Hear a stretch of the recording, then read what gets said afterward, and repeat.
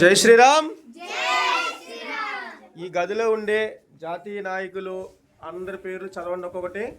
మహర్షి వాల్మీకి, బ్రహ్మశ్రీ వేదవ్యాసుడు, రాజర్షి విశ్వామిత్రుడు, శ్రీ ఆది Shankaracharya, శానిగ్రుడు, Guru Nanak, Dayananda Saraswati, Shri Ramana Maharshi, Vivekananda Swami, మహాప్రకాశ, Prithviraj Chauhan, Chhatrapati Shivaji Rajarshi, Guruji, Shyama Prasad ji, Sardar Vallabhbhai Patel, doctor BR Ambedkar, Shrimati Radhakrishna, Mokshagundam Visvesvaraya, Vikram Sarabhai, APJ Abdul Kalam, PV Narasimharao, Atal Bihari Vajpayee, Rani Rudramadevi, Sri Krishnadevarayalu, Chhatrapati Shivaji,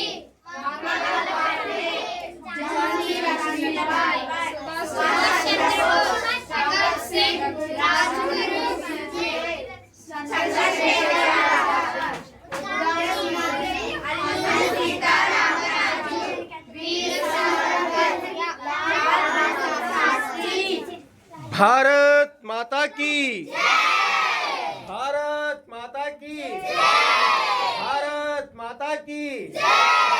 మనం రోజు కూడా దేవుణ్ణి ఎలాగైతే ప్రార్థిస్తే మనకి ఎలాగైతే మంచి జరుగుతుందో అదే విధంగా మన దేశం కోసం, స్వాతంత్రం కోసం ప్రాణాలు అర్పించి మనకి ఇంత స్వేచ్ఛా జీవితాన్ని అందించినటువంటి ఈ ముఖ్యమైన నాయకులందరి గురించి కూడా మనం ప్రతిరోజు తెలుసుకోవాలి, తలుచుకోవాలి.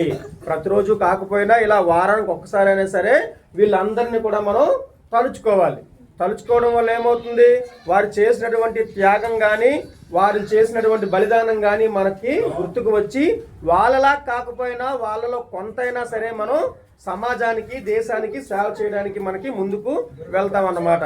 కనుక ఈ వీర నాయకులు, ఈ దేశ నాయకులు, అలాగే మన ఋషుల గురించి తెలుసుకోవాలి, తలుచుకోవాలి. జై శ్రీరామ్, జై శ్రీరామ్, జై శ్రీరామ్.